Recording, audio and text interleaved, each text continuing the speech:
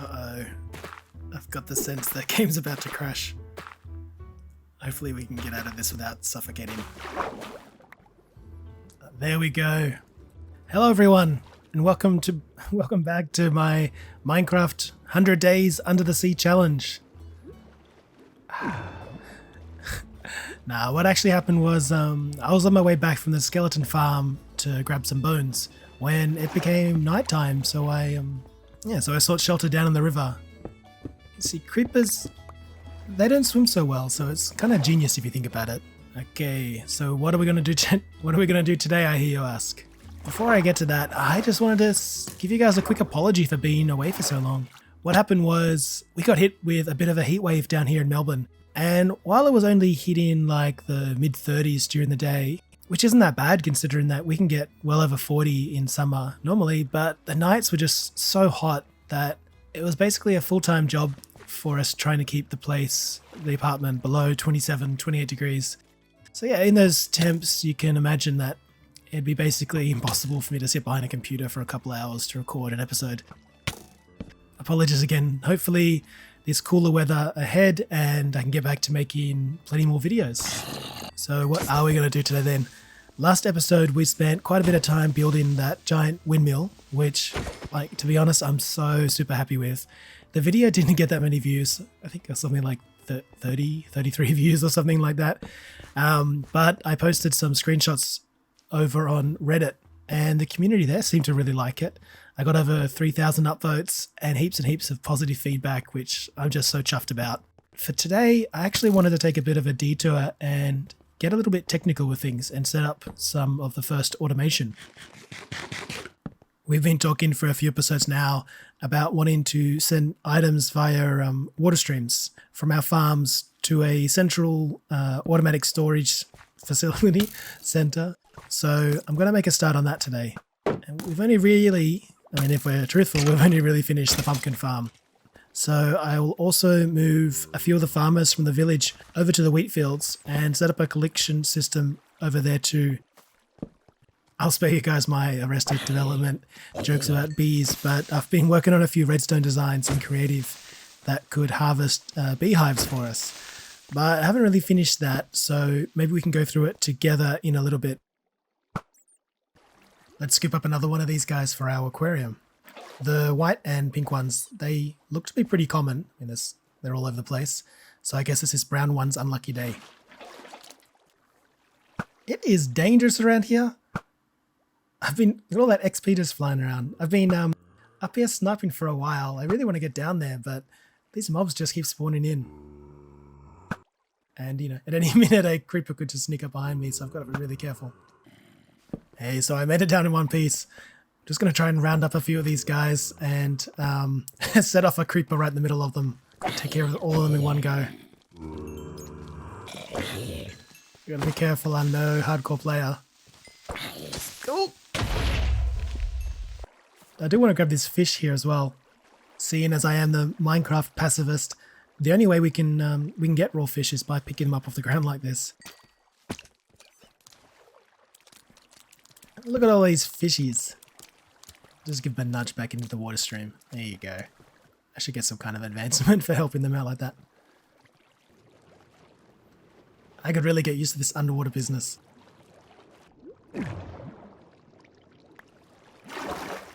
Oh, come on!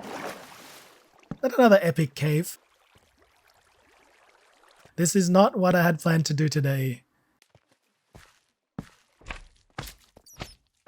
If I'm not mistaken, this is our very first slime, I think.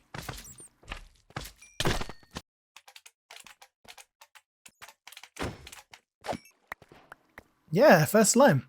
Now we can make sticky pistons. A mine shaft. Of course there's a mine shaft. There's everything in this freaking cave. Welcome back to the rusty windmill. Please take off your shoes. Got to keep the place nice and clean. As you can see, I've been working on it a little bit between episodes. But if we come down here, we'll have a bit of a look. Excuse me, ma'am. You stay there. Don't need you for this. We also dug out a bit of space down here for our farming items to be delivered to. We'll come back to this a bit later on. Oh my god, there it is. Somehow I lost my diamond sword, and we can't get very far without that. But apparently it's in the diamond chest, which I guess kind of makes sense. I don't know. I'm also losing things in real life all the time.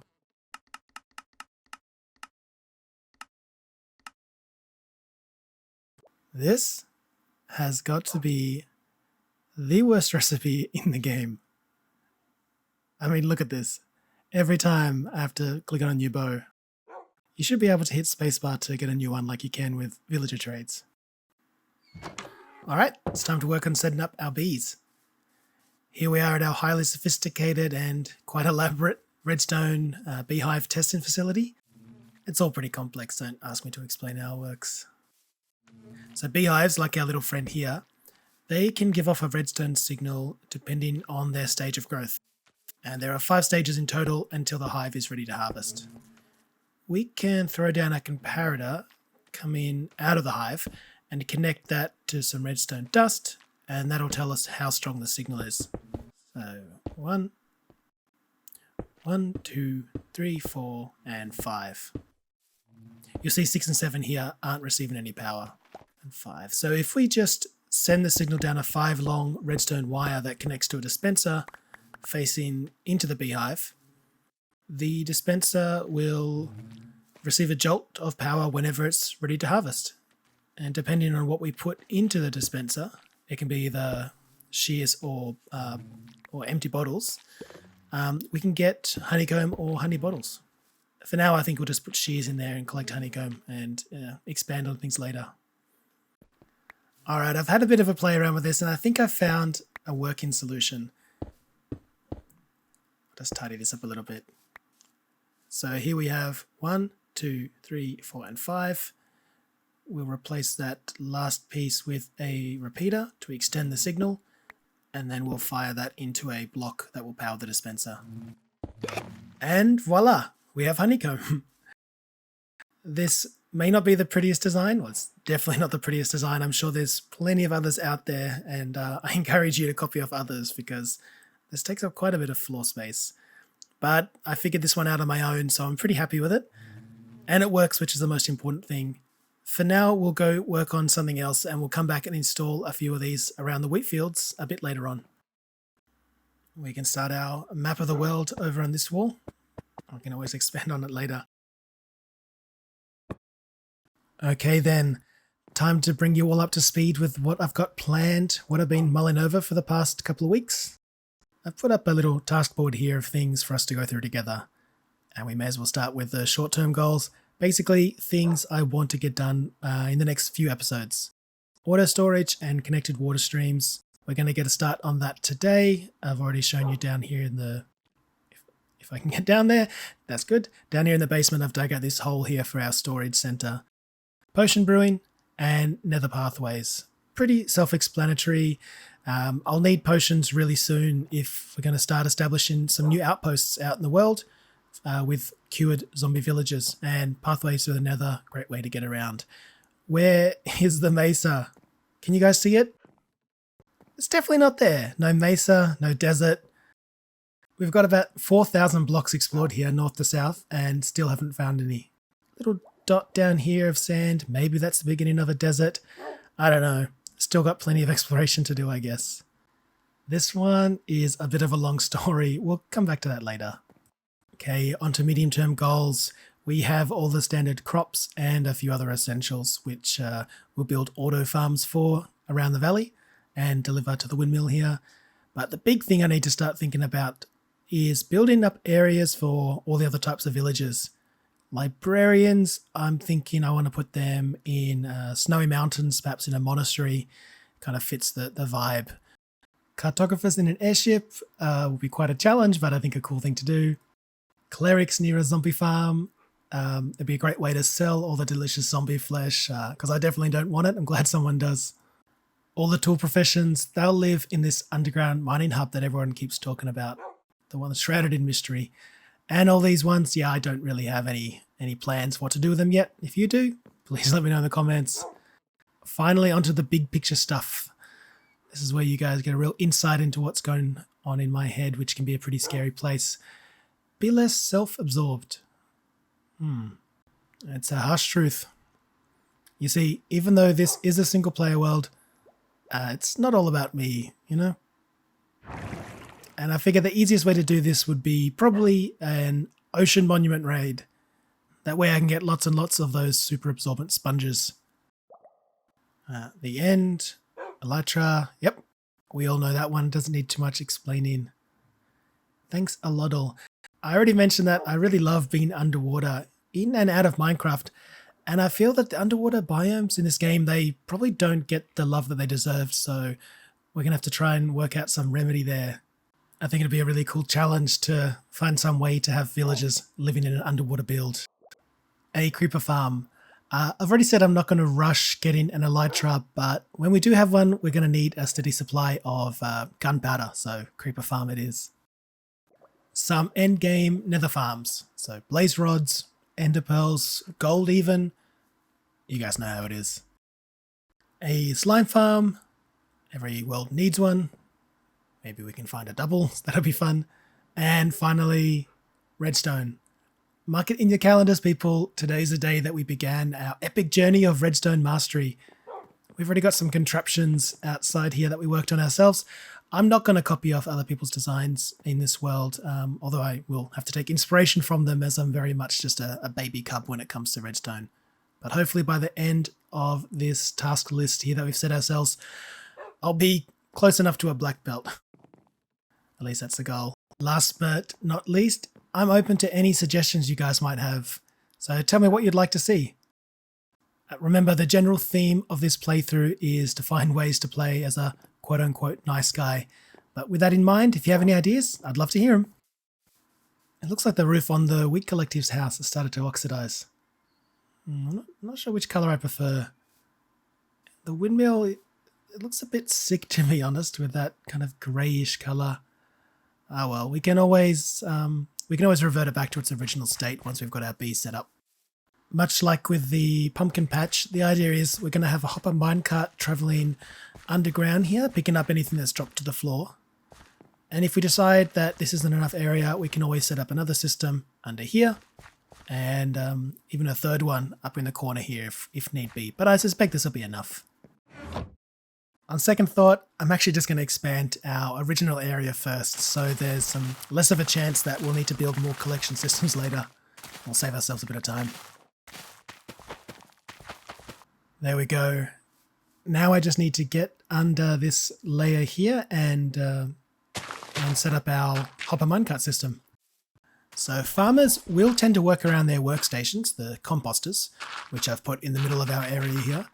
And any wheat that they harvest should fall to the ground, allowing this hopper minecart system to pick it up, so long as the farmers' inventories are full of seeds, which is why I have so many on me right now. If you fill up the inventories with seeds, they won't have any space to pick up the wheat, and so the wheat will just sit there waiting. This is a pretty cool way to auto farm wheat and beetroot, both of which require seeds. Of course, with carrots and potatoes, it's a bit easier. Really, I have no idea how productive this farm's going to be. I guess we could always use hay for decorative blocks or perhaps even building. But primarily, we just need enough wheat to be able to trade back to the farmers as a cheap source of emeralds. And I guess XP as well. Just to give you all a proper sense of why this beehive system wouldn't work, I've just quickly rebuilt it here so we can get a sense of the problem. For the honeycomb that spits out to be collected, this monstrosity here will need to sit within range of the hopper minecart that'll be going underground. And I just don't see any way of that either not taking up valuable wheat space or just looking incredibly ugly. It could potentially go along the sides, but we have no way of guaranteeing the honeycomb spits out in the right area. And now a second problem you'll be able to remember if we come up here, and that is the sound of the minecart. I forgot just how annoying that is, and to be honest, if I had to listen to that all day, it would drive me crazy, and it's not a very kind thing for us to impose such noise pollution on the poor wheat farmers. One possible solution would be to just use hoppers everywhere instead of the minecart, but that's really expensive, and I'm sure it'd eat up all our iron pretty quickly. Plus, I've heard it can create a bit of lag, which would eventually add up after we set up a few of these farms around the area. Okay, so it's been a bit of time, and I think I have a possible solution to both our problems. We could set up a hopper clock, which sends the minecart out once every 4 minutes or so to collect all the items, along with sending out a signal to harvest the beehives. This one looks so much more neat and tidy, and it should be possible to build side by side if we wanted to add in more beehives. Since items on the ground take about 5 minutes, I believe, to despawn, this should be fine. It shouldn't. We shouldn't have to suffer through any despawns. The only real downside that I can see is perhaps 4 minutes is a kind of a long time between the harvests. It might actually be able to produce more frequently than that, so we'll be wasting time. Plus, also, we still don't have a solution to the honeycomb shooting off in random directions. Well, that's all the problem to solve later. For now, let's go get the hopper minecart system set up.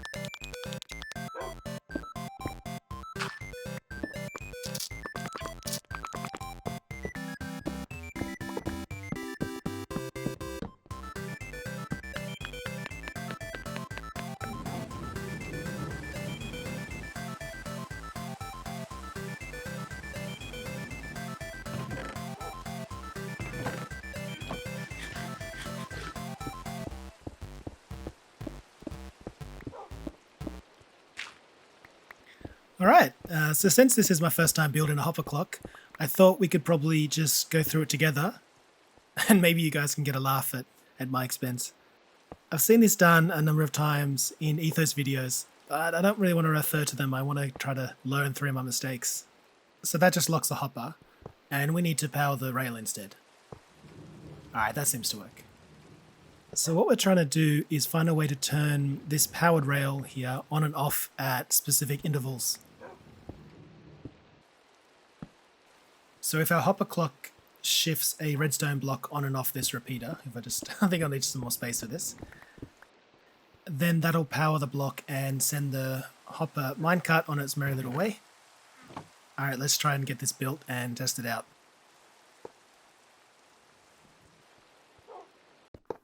Two hoppers facing each other will pass items back and forth, creating our little clock, and that will power this repeater. But please don't follow this as a tutorial, people.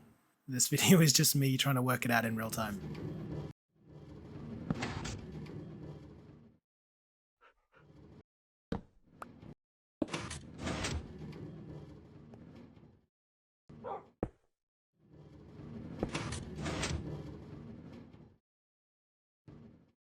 Okay, so here's the test. Once this one fills up, we should be good.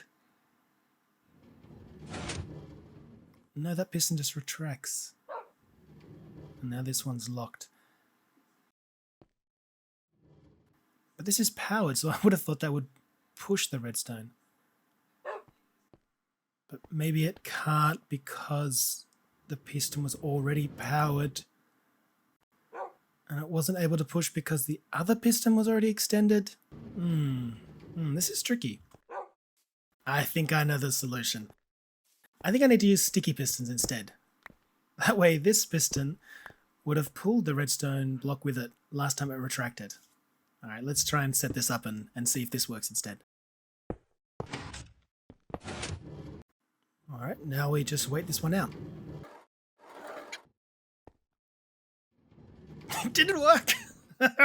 Oh, this is infuriating.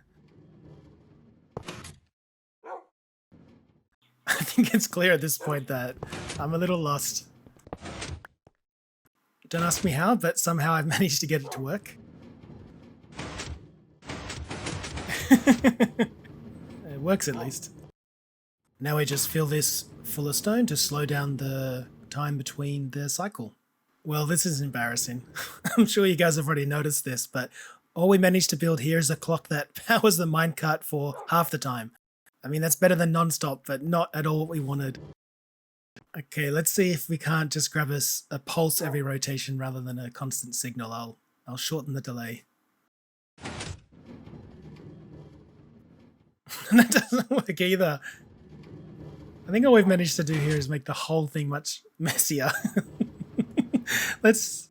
Yeah, so what? One repeater's been locked by the other, but it's still not it's still a signal and not a pulse. Got an idea.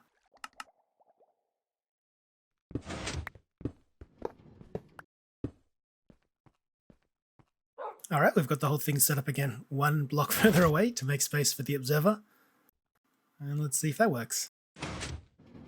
There we go. I had to make a delay with the repeater there to give the powered rail enough time to send off the cart. All right, we got it working. It's not a perfect system.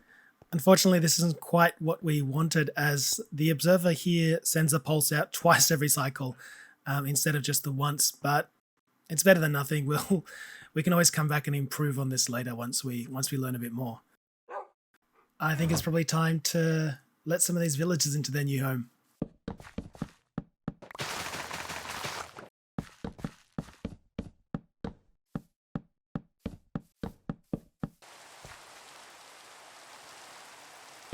I'm not going to do this in the rain. Good morning, dear friend. Would you like to come check out the wheat fields? Oh no, I forgot to fill up their inventory first. That's right. This whole system depends on me filling up the inventory with wheat seeds so that they don't have any space to pick up the wheat. Oh, I gotta dump my stuff and get to this quickly.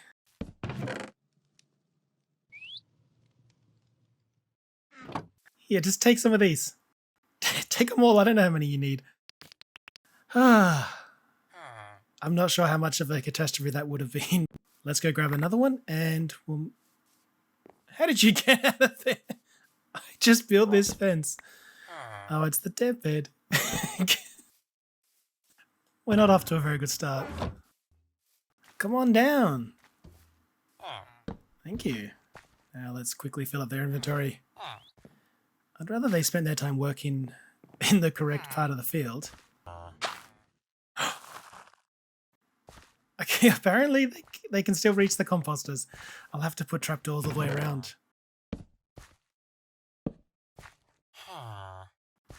You know what? I should just take these composters out. That will force them to go work in the area we want them to work. Without a workstation, this one wanders over there. Perfect. All right, we'll just take out all the composters we don't need. End of the day, and it looks like these two farmers want to head back to their old residence. I think we can sort that out by getting rid of some of these. We definitely don't want these villagers to keep breeding.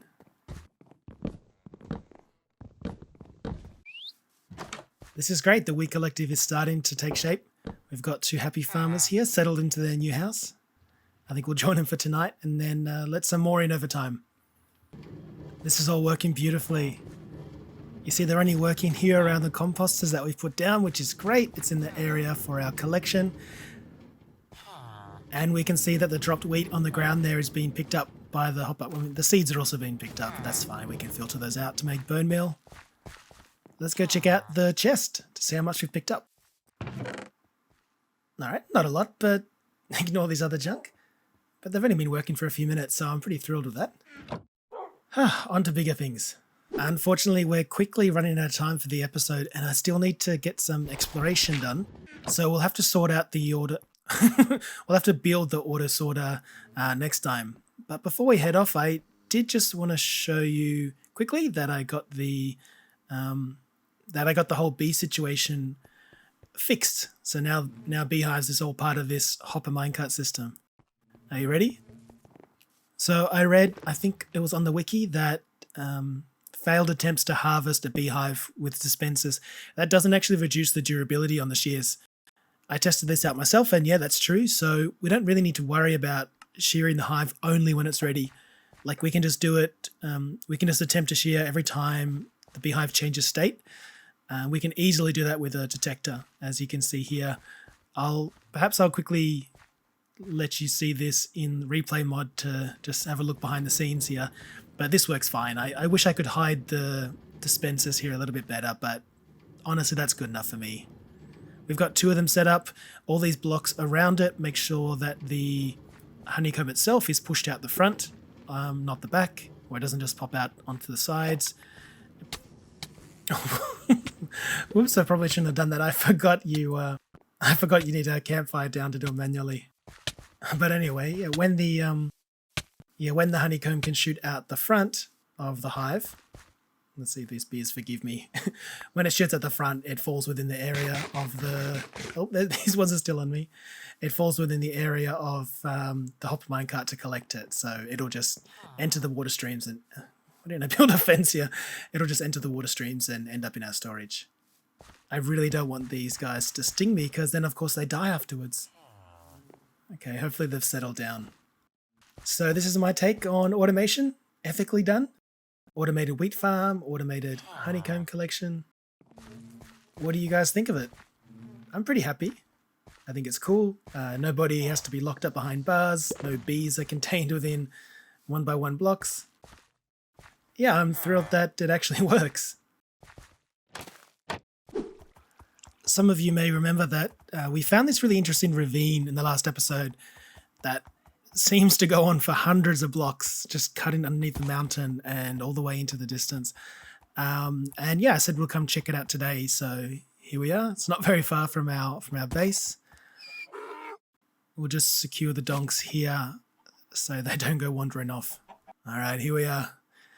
Once more into the darkness. While it is tempting to do all our exploration above ground, it is certainly safer up there. There's actually a few things that we need to look for and find in the depths.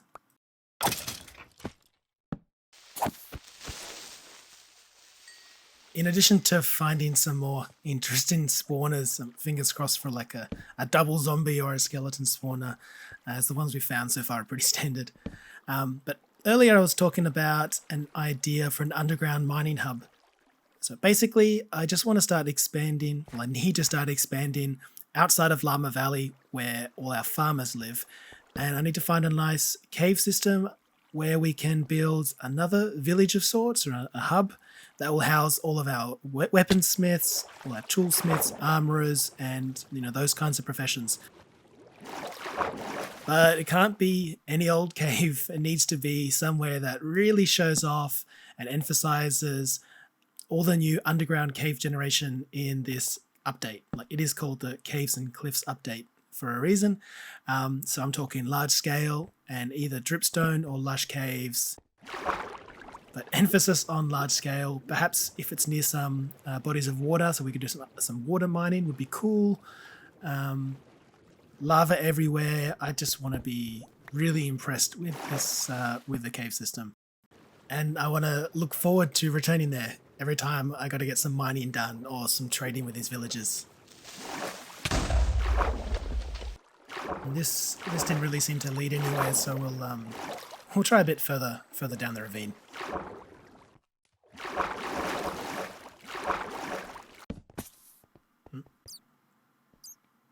Oh, creeper. Oh, I can't swing. I can't risk hitting these bats. Okay. Oh, I can't move! That was lucky. I didn't get my shield up in time either. Okay, nothing's down there, I don't think. I was stuck. I think there's a piece of dripstone. Yeah, that dripstone stopped me from moving backwards. Thank God our armor's much more improved than it was. I feel like at this state I could almost be playing a hardcore world. I haven't died in such a long time. So where would you guys prefer to see me build this mining hub? You see, the problem is once we get started on it, it's kind of a long-term... I'm glad I didn't fall in there. It's kind of a long-term project. Like, we've spent 9 episodes now, mostly all in Llama Valley. I suspect it'll be similarly 10 episodes or so working on the mining hub. Not all at once, of course. So, we'd want to make sure that we choose the right place. Lush caves or dripstone caves? My gut tells me dripstone because it's much more beautiful than this ugly...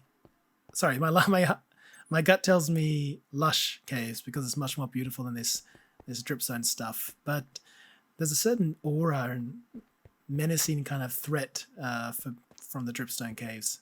So it works quite well with lava and dark builds. But yeah, let me know which one you'd prefer. I think perhaps next episode we'll go exploring in the nearby lush caves that we found and maybe make a comparison between that and whatever we might find today.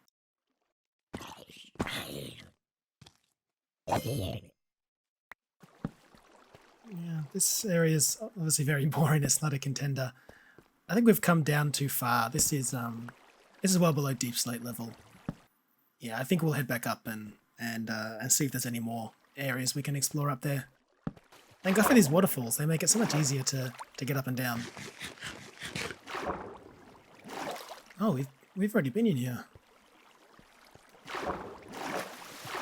This was just on the other side of... Oh, I've fallen too far now. I was just praising this waterfall, and it looks like there's a little bat cave behind it. It's quite close to the surface. I don't really recall lighting this up, but I remember in the first couple episodes we did quite a bit of caving around this area and got knocked out a few times. And the idea of a mining hub wasn't really formed then, so I guess that's why we ignored it. This is kind of cool. I gotta be really careful because there could be creepers hiding behind any one of these pillars. I'll need some more of this to make torches. I think I'll just quickly light up as much as we can to get a good look at this place. Do you guys remember when we put those torches down there? Oh, we just saw a creeper. I honestly have very little recollection, but I was dropping like flies. I was taking quite a feso hits back then with my iron armor and was just way overpowered by all the mobs. So I guess my concern was more in surviving and sightseeing. What do you think? Can we see a mining hub forming here? I'll head down to the... Oh, it's not a good sound. I'll head down to the ground level. Oh, leave me alone. Shield. Yeah, this shield is... Oh. Okay. I was just about to say this shield is definitely carrying its weight, but unfortunately we can't wear shields on our shoes.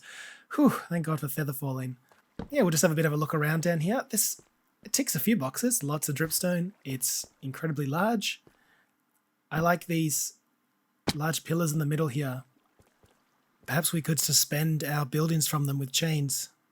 I think I'll just wrap up this little adventure of ours with a quick replay mod tour of what we've seen.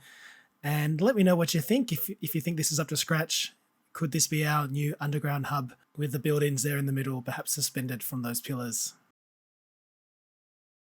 We've gone a bit over time with today's episode, but I think that's probably all right as we've been away for so long. It's just, well, I think it's probably appropriate that we address the elephant in the room. Of course, you all know what I'm talking about. We came into this Minecraft world with a promise, nay, a vow, not to harm any passive mobs. And it seems we weren't strong enough to keep that promise. And I'm ashamed. There are the many little indiscretions that I'm sure we can all let slide. Like how we stole wheat from the villagers. We needed to eat. And they have community. I was all alone back then. Then when we found our new home in Llama Valley, I locked up the villagers in their homes for however long a few episodes is in Minecraft time. Weeks maybe. And that's a pretty bad thing to do.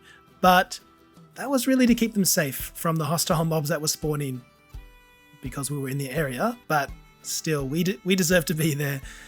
And now those villagers are free roaming without a care in the world, And I think that they would probably agree it was worth it if you ask them. That's just my opinion. But no, that's not what I'm talking about. I'm talking about the line that we crossed. And we crossed it twice.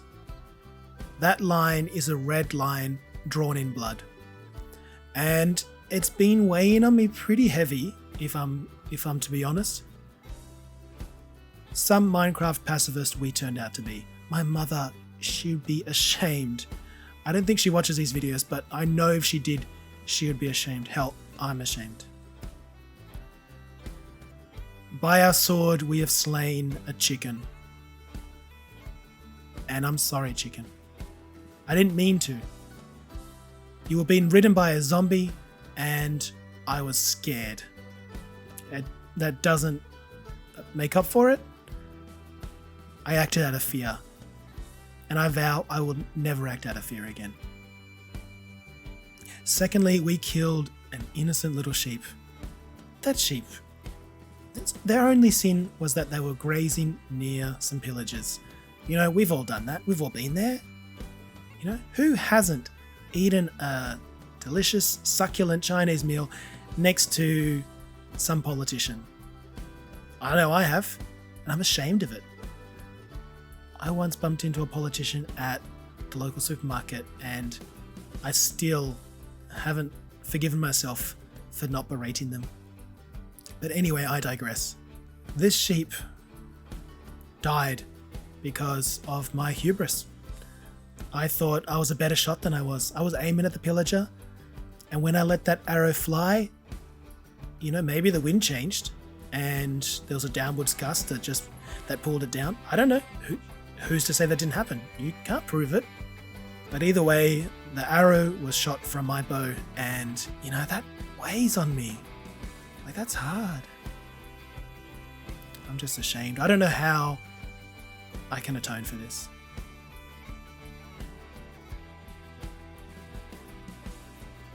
Thanks for listening to me, guys. Sorry if that was all a bit extra. You know, it's a lot to carry around, and I just needed to share the burden, I guess.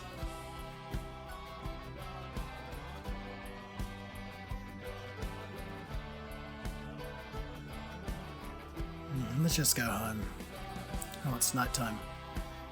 Better be careful for mobs.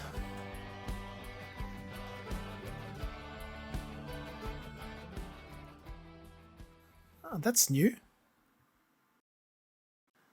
You guys ever seen that building before? Alright, donks, you better stay here. Eat up. I don't think this is safe. I'll go investigate.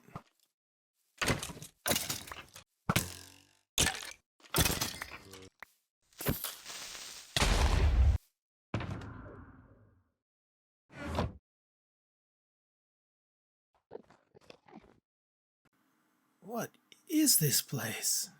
Has this been behind here the whole time?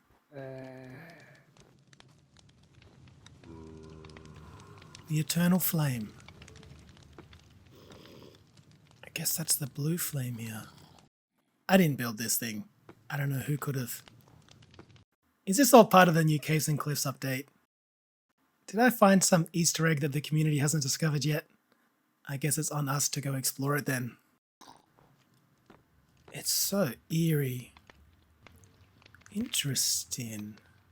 It's quite well built. It's very pretty.